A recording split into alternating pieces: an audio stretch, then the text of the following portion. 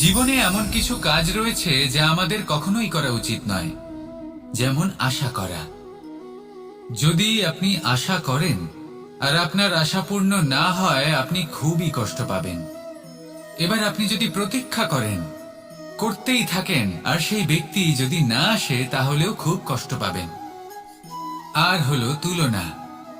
আপনি যদি তুলনা করতে যান, তাহলে এটাই ভাববেন যে হয় আমি বা অন্য কোনো ব্যক্তি, এই দুজনের মধ্যে কোনো এক ব্যক্তি নিকৃষ্ট। আর এই ভাবনাটাই হলো অনুচিত। যদি আমরা কথা বলি সেই সব বিষয়ে যা আমাদের করা উচিত, যেমন পরীক্ষা। এই পরীক্ষা সবসময় আমাদের আরো সফল করে তোলে, আরো শ্রেষ্ঠ করে তোলে, আরো উৎকৃষ্ট করে তোলে। আসন্ন মহাসংগ্রামের জন্য আমাদের প্রস্তুত করে তোলে এই পরীক্ষা। তাই এই পরীক্ষার থেকে কখনোই পালাবেন না, এর সম্মুখীন হন। আর হলো কর্ম। কর্ম করা কখনোই বন্ধ করবেন না। তুলনা করার বদলে কর্ম করুন, প্রতীক্ষা করার বদলে কর্ম করুন, আর আশা করার বদলে কর্মই করুন। জীবন সফল হয়ে যাবে। দেখুন, সবার শেষে সত্যি বলতে এই কর্ম আর এই পরীক্ষা, এই দুই আমাদের জীবনকে সুখী করে তুলতে পারে। আসুন আর আমার সাথে ভালোবেসে বলুন, রাধা রাধা। মানুষ তার জীবনে শিক্ষা এবং প্রেম, এই দুই লাভ করে তার মাতা, পিতা এবং গুরুর কাছ থেকে। কিন্তু মানুষ সব থেকে বেশি ভালোবাসে নিজের মাতাকে, কারণ মাতা খুব নির্মল চিত্তে ভালোবাসে, শান্ত মনে আমাদের অন্তরে শক্তির সঞ্চার করে থাকেন, আমাদের উৎসাহ দেন, বলশালী করে তোলেন। ব্যাপারটা কিন্তু এমন নয় যে আমরা নিজেদের বাবা বা গুরুকে ভালোবাসি না, তাদেরকেও আমরা অত্যন্ত ভালোবাসি, শুধু ওনাদের কঠোর ব্যবহার দেখলে আমরা একটু ভয় পেয়ে যাই। এবার ওনাদের এই কঠোর ব্যবহার আমাদের ভালো না লাগলেও অত্যন্ত আবশ্যক, কারণ মাতার থেকে আমরা যে শক্তি লাভ করি তা যেন নিয়ন্ত্রণ হারিয়ে বিধ্বংসী না হয়ে ওঠে, আমরা যেন কোনো কুপথে না চলে যাই, আমরা কখনো যেন দোষ না করে ফেলি।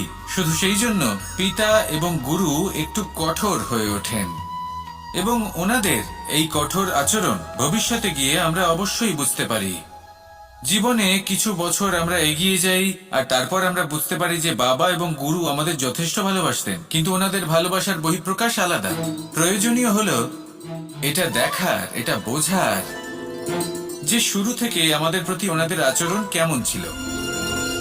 ওনাদের কঠোর হওয়ার পেছনে ওনাদের ভালোবাসাটা বোঝার চেষ্টা করুন, ওনাদের চিন্তাটা বোঝার চেষ্টা করুন, ওনাদের পথপ্রদর্শনের আড়ালে আপনার ভবিষ্যতের জন্য যে পরিকল্পনা ওনারা করেছেন সেটা বোঝার চেষ্টা করুন। তখন আপনারা বুঝতে পারবেন ওনাদের ভালোবাসাকে। আপনার মনের মধ্যে আপনা থেকেই ওনাদের প্রতি সম্মান জেগে উঠবে।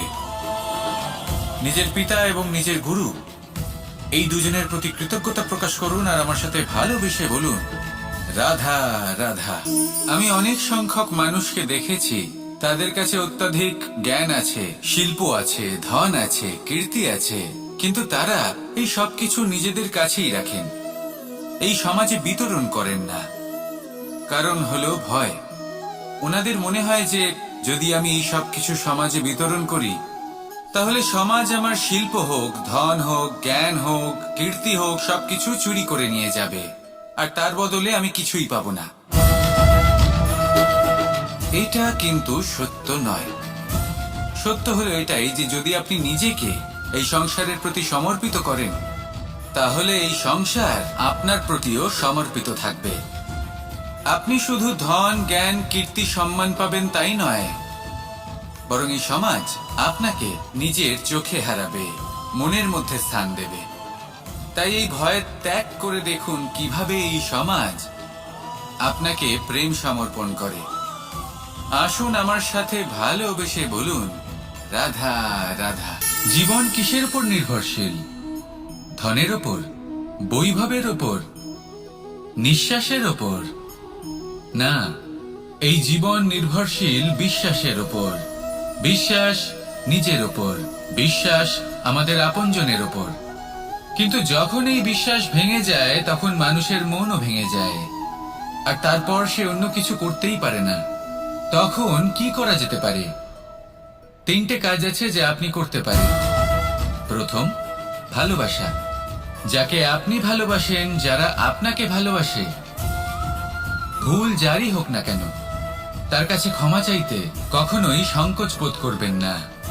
দ্বিতীয় হলো বিশ্বাস। যারা আপনাকে ভালোবাসেন, আপনাকে বিশ্বাস করেন, তাদের বিশ্বাস কখনো ভাঙবেন না। তৃতীয় হলো আশা। যারা আপনাকে ভালোবাসেন, আপনাকে বিশ্বাস করেন, তাদের আশা আপনার সাথে জড়িত। তাদের থেকে কখনো কিচ্ছু লুকোবেন না। এই তিনটে কাজ করুন আর এই জীবন সুপ্রসন্ন হয়ে বলবে রাধা রাধা। মানুষের জীবনে দুই ধরনের আবেগ থাকে যা চিরকাল তার সাথে বসবাস করে। প্রথম, স্বপ্ন। দ্বিতীয়, অজুহাত। মানুষ হাজার হাজার স্বপ্ন দেখতে পারে। আমাকে এই কাজ করতে হবে, আমাকে ওখানে ঘুরতে যেতে হবে, আমার জীবনে এই অসম্ভব কাজ বাস্তবায়িত করে দেখাতে হবে, আদি ইত্যাদি।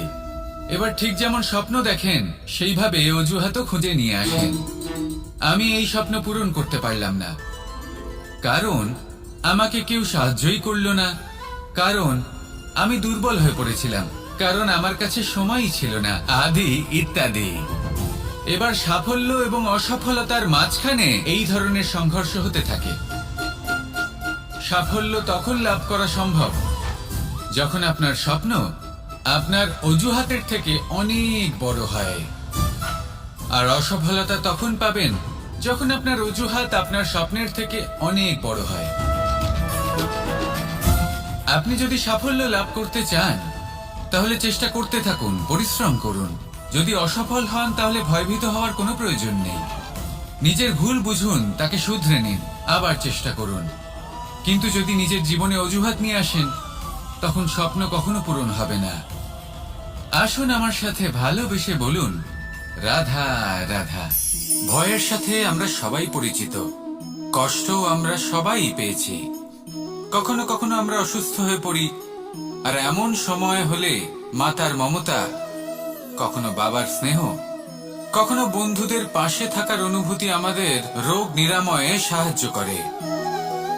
কখনো যদি আমরা নিরাশ হয়ে পড়ি, তখন যদি আমাদের কোনো আপনজন আমাদের দুটো ভালো কথা বলে, তখন আমাদের মনোবল বেড়ে যায়। ঠিক তেমন সংসারের এই রঙ্গমঞ্চে যদি আপনি পীড়িত অনুভব করেন, কিছু শুভ কথা আলোচনা করুন, কিছু স্তুতি গান করুন, কিছু মুহূর্তের জন্য হলেও নিজের ইষ্টদেবের কথা স্মরণ করুন আর প্রার্থনা করুন। সাহস বাড়বে, শক্তিও বৃদ্ধি পাবে এবং সামনে এগিয়ে চলার পথও দেখতে পাবেন। তখন এই মন প্রসন্ন হয়ে বলবে রাধা রাধা। কখনো কখনো অন্ধকারের সাথে লড়াই করার জন্য আমরা প্রদীপ জ্বালাই। এতে প্রথমে সলতে রাখি, তারপর তেল ঢালি, তারপর আগুন জেলে এটা প্রজ্বলিত করি। তারপর একটা সময় আসে যখন এই প্রদীপ নিভে যায়। কারণটা কি? কারণ কি এটা যে প্রদীপের প্রকাশমান হওয়ার ক্ষমতা সমাপ্ত হয়েছে? না, এই যে আগুন আমরা দেখতে পাচ্ছি, এই আগুনের জন্য যে শক্তির প্রয়োজন হয় তা আসে এই তেল থেকে। যদি এই তেল সমাপ্ত হয়ে যায়, তাহলে এই প্রকাশ তাও সমাপ্ত হয়ে যায়। আর আমাদের জীবনে এই তেল হলো আমাদের কর্ম, আর এই আগুন আর এর দ্বারা উৎপন্ন হওয়া প্রকাশ আমাদের ভাগ্য। যত আমাদের কর্ম ক্ষীণ হতে থাকবে, আমাদের ভাগ্য সৌভাগ্য কোথাও না কোথাও লুপ্ত হয়ে যাবে। যে উজ্জ্বল ভবিষ্যৎ আমরা চাইছি, তা কখনো লাভ করতে পারবো না যদি কর্ম না করি। ঠিক যেমন তেল ছাড়া অগ্নি উৎপন্ন হয় না, তেমনি কর্ম ছাড়া সৌভাগ্য হয় না। আর যেমন কর্ম তেমন ভাগ্য। তাই সবসময় কর্ম করতে থাকুন, কর্ম করা থামাবেন না। আর আমার সাথে ভালোবেসে বলুন রাধা রাধা। জীবনে তিনটি বিষয় আছে, তিনটি বস্তু আছে, তারা যেন আপনাকে কখনো বশে না করে নিতে পারে।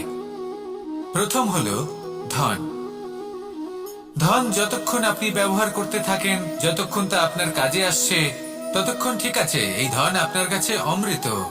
কিন্তু যখন এই ধন আপনাকে ব্যবহার করতে শুরু করে, বুঝে যাবেন যে আপনার পতনের সময় শুরু হয়েছে। দ্বিতীয় বিষয়, ফেলে আসা অতীত। যাই করুন আপনি অতীত পাল্টাতে পারবেন না, আর এই সত্যিটা আপনিও জানেন। কিন্তু তাও এর বশবর্তী আমরা হয়ে পড়ি, আর যখন তাই হয় তখন এই সংসারে আমরা যেখানেই যাই না কেন, যত বড়ই সুখ লাভ করি না কেন, সেই সব আমাদের কাছে তিক্ত বলে মনে হয়। তৃতীয় বিষয়, আপনার আশেপাশের মানুষ ভিন্ন ভিন্ন ধরনের মানুষ হয়, যাদের চিন্তা ভাবনা এবং দৃষ্টিভঙ্গি ভিন্ন ভিন্ন প্রকারের। যদি এদের বশবর্তী আপনি হয়ে পড়েন, তাহলে কেউ বলবে এটা করো, এটা ভালো, কেউ বলবে এটা করো না, ওটা করো, ওটা ভালো কাজ, কেউ বলবে এই দুটোই করো না, অন্য কিছু করো। এই কথাগুলিতে আপনি এতটাই জড়িয়ে পড়বেন যে আপনি লক্ষ্য ভ্রষ্ট হয়ে পড়বেন। তাই এই তিন বিষয় থেকে সাবধানে থাকবেন। যদি কোনো কিছু বশ করতে হয়, তাহলে আপনাকে বশ করতে হবে আপনার আজকে, নিজের বর্তমানকে। এটা খুব প্রয়োজনীয়। এটা ভাববেন যে এই সময়ের সদ্ব্যবহার আমি কিভাবে করব, সময়কে শাসন কিভাবে করব, ওই কর্ম কিভাবে করব যাতে ভবিষ্যতে কখনো আমার আফসোস না হয়, বরং এই সংসার আমাকে নিয়ে গর্ব করবে, সেই কর্ম করুন। আর যখন আপনি এটা শিখে নেবেন, তখন আপনি নিজেই নিজেকে প্রকৃত অর্থে ভাগ্যশালী করে তুলবেন। আসুন আমার সাথে ভালোবেসে বলুন, রাধা রাধা। অনেক সময় আমরা কারোর নীরবতাকে তার দুর্বলতা ভেবে বসি। হতেই পারে সেই ব্যক্তি উত্তর দিতে চাইছেন না, হতে পারে অন্য কোনো কারণ আছে যা আমরা বুঝতেই পারছি না। সেই জন্য তাকে দুর্বল ভেবে নেওয়া অনুচিত। দেখতে গেলে এই বিশাল সমুদ্র এও কিন্তু নীরব, শান্ত হয়। কিন্তু যখন সে রুদ্র মূর্তি ধারণ করে তখন কি হয়? সমগ্র সংসারকে বিনাশের পথে নিয়ে যায় এই সমুদ্র, প্রলয় সৃষ্টি করে। সেই জন্য কারোর সহ্য শক্তিকে দুর্বলতা বলে মনে করবেন না, কারণ যদি এই নীরবতা নিজেকে ভেঙে বেরিয়ে আসে, তাহলে তা বিনাশের সমস্ত সীমা পার করে যেতে পারে। তাই এই নীরবতাকে সবসময় বুঝুন, সবসময় একে সম্মান করতে শিখুন, আর আমার সাথে ভালোবেসে বলুন, রাধা রাধা। কখনো কোনো চাতক পাখিকে দেখেছেন? কথায় আছে যে বছরে মাত্র একবার সে তার তৃষ্ণা মিটিয়ে থাকে, আর তাও আকাশে ভেসে থাকা মেঘের দ্বারা ঘটানো বৃষ্টির জলের ফোঁটা থেকে। আর কোথাও থেকে সে তার তৃষ্ণা পূরণ করে না। সারা বছর সে নিদারুণ গরম সহ্য করে, তীব্র শীতও সহ্য করে, শুধু এই আশা নিয়ে যে বছরে একবার অন্তত সেই মেঘের ঘন ঘটা হবে, বৃষ্টি হবে, আর সে তার তৃষ্ণা নিবারণ করবে। এটা আসলে কি? এটা আসলে বিশ্বাস। সেই বিশ্বাস যে বছরে একবার সেই মেঘ আসবে তৃষ্ণা নিবারণ করতে। যেমন দেখুন, একটা সূর্যমুখী ফুল সারা রাত অন্ধকারের সাথে যুদ্ধ করে, কারণ তার বিশ্বাস যে ভোরবেলায় সূর্য তাকে অবশ্যই দর্শন দেবেন। সেটাও বিশ্বাস ছিল যার উপর ভরসা করে মনু একটা নৌকা নিয়ে বেরিয়ে পড়েছিলেন এবং সমস্ত সৃষ্টিকে প্রলয়ের হাত থেকে বাঁচিয়েছিলেন। সেটাও ছিল ভালোবাসার প্রতি বিশ্বাস, যার উপর ভরসা করে বানর এবং ভাল্লুক সেনা নিয়ে শ্রীরাম আক্রমণ করেছিলেন সমস্ত বরদানপ্রাপ্ত অসুরগণ এবং রাক্ষসগণের লঙ্কায়, এবং জয় লাভ করেছিলেন। এই বিশ্বাসই হলো এই বিশ্বের আশা। বিশ্বাস রাখুন যে আপনি হলেন সর্বশ্রেষ্ঠ এবং শুধুই নিজের কর্ম করতে থাকুন। এই বিশ্বাসের আশাই আপনাকে প্রতি মুহূর্তে বল প্রদান করবে। এ হলো আমার বিশ্বাস। আসুন আর আমার সাথে ভালোবেসে বলুন, রাধা রাধা। যোগাসন। যোগাসনে আসন অত্যন্ত গুরুত্বপূর্ণ। এবার আমি বলবো সবথেকে শ্রেষ্ঠ আসন কোনটি। আশ্বাস।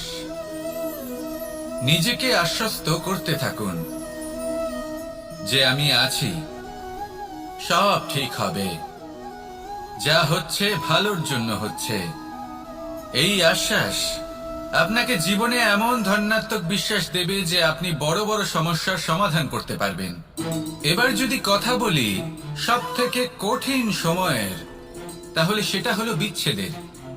যা মা সীতাকে সহ্য করতে হয়েছে শ্রীরামের জন্য, রাধা কৃষ্ণকেও সহ্য করতে হয়েছে।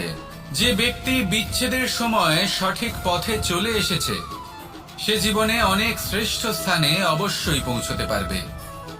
এবার যদি কথা বলি সব থেকে জরুরি এবং গুরুত্বপূর্ণ সময়ের, তাহলে সেটা হলো সংযোগ।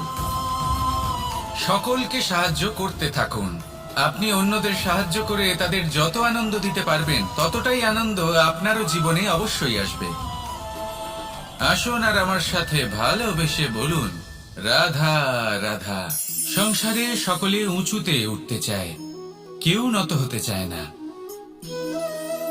সবাই এটা মনে করে যে নত হওয়ার অর্থ হলো তাদের আত্মসম্মান এবং অহংবোধের বিরুদ্ধাচরণ করা। তাদের মনে হয় যে যদি আমরা নত হই সংসার আমাদের দুর্বল মনে করবে, তাদের শৌর্য এবং তাদের ব্যক্তিত্বের অপমান হবে। কিন্তু এটা কি সত্যি? প্রত্যেকবার নত হওয়ার অর্থ কি সম্মানহানি হওয়া? কখনোই নয়। আপনি নিজের জীবনকেই দেখে নিন। আপনার কোনো অমূল্য জিনিস যদি নিচে পড়ে যায় তাহলে তাকে কিভাবে তোলেন? সেই বস্তুকে তোলার জন্য আপনাকে নত হতেই হবে। আপনি বড়দের আশীর্বাদ কিভাবে লাভ করেন? আপনি নত হয়ে তবেই তাদের আশীর্বাদ লাভ করতে পারেন, তাই না? ভেবে দেখুন, আপনি একটা পথে হাঁটছেন, আপনি দেখতে চাইছেন যে আপনি সঠিক পথে হাঁটছেন কিনা, পায়ের নিচে কাঁটা পড়ে আছে কিনা। কিভাবে দেখবেন? আপনাকে সেই মাথা নত করেই দেখতে হবে। এর অর্থ কি? অর্থ খুব সহজ। প্রত্যেকবার নত হওয়া অনুচিত নয়, সেটা কোনোভাবেই সম্মানহানি নয়। পরিস্থিতি অনুসারে এবং যেখানে প্রয়োজন আপনি নত হতে শিখে গেলে আপনি অনেক কিছুই লাভ করতে পারবেন। জ্ঞান, মান, গুণ, বিশ্বাস। সেই জন্য প্রয়োজন এবং পরিস্থিতি অনুসারে নত হতে শিখুন, এতে অনুচিত কিছুই নেই। আত্মসম্মান থাকা অত্যন্ত প্রয়োজনীয়, কিন্তু তা যেন কখনো অহংকারে পরিণত না হয়। এই বিষয়ে অবশ্যই নজর রাখবেন এবং আমার সাথে ভালোবেসে বলবেন, রাধা রাধা। আমাদের জীবনে অনেক ধরনের ব্যক্তি এসে থাকেন। কেউ কেউ আমাদের সাথে থেকে যান, কেউ আমাদের থেকে দূরে চলে যান। কেউ ভালো মানুষ হন, কেউ খারাপ মানুষ। কিন্তু আমরা সবসময় সেই সময়টাকে নিয়ে দুঃখ প্রকাশ করি যখন আমাদের জীবনে কোনো খারাপ ব্যক্তি প্রবেশ করেন। তারা আমাদের খারাপ অনুভূতি দেন, দুঃখ দেন, কষ্ট দেন। আমরা সবাই তাকে ভালো মন্দ কথা বলি। কিন্তু কেন? এমন বিভিন্ন ধরনের মানুষ, খারাপ মানুষ, ভালো মানুষ সবার জীবনেই আসেন এবং সকলকেই একটা অমূল্য শিক্ষা দান করে যান। এবার আপনি নিজেই ভেবে দেখুন, জীবনে যখন প্রথমবার আপনি আগুন স্পর্শ করেছিলেন তখন আপনি একটা শিক্ষা লাভ করেছিলেন যে আমাকে আগুনের থেকে একটু দূরে থাকতে হবে। তারপর আস্তে আস্তে আপনি শিখলেন যে কিভাবে এই আগুনকে নিয়ন্ত্রণে রাখতে হবে। তারপর আপনি শিখলেন যে কিভাবে নিজের জীবনে তাকে প্রয়োগ করতে হবে, তা সে অন্ধকারে প্রকাশ লাভ করার জন্য হোক বা খাবার বানানোর জন্য। সেইভাবেই কোনো খারাপ ব্যক্তি যখন আপনার জীবনে আসে কোনো শিক্ষা দিয়ে যান, তার প্রতি কৃতজ্ঞ থাকুন। তার বিষয় খারাপ ভাবার বা খারাপ অনুভূতি নিয়ে থাকার কোনো প্রয়োজন নেই। সেই শিক্ষা লাভ করুন, ইতিবাচক মনোভাব নিয়ে জীবনের সামনে এগোতে থাকুন। কেউ নেই যিনি আপনাকে বাধা দিতে পারেন। আসুন আমার সাথে ভালোবেসে বলুন, রাধা রাধা। অনেক সময় আমরা জীবনে অনেক মানুষকে এমন বলতে শুনে থাকি যে আমি অসফল হয়েছি কারণ আমার সময় ভালো যাচ্ছিল না। আমি এই জিনিসটা লাভ করতে চাইছিলাম কিন্তু করতে পারলাম না কারণ আমার সময়টা ভালো যাচ্ছিল না। আমি আমার জীবনে ওই মহান কাজটা করতে চাইছিলাম কিন্তু করতে পারলাম না। কেন?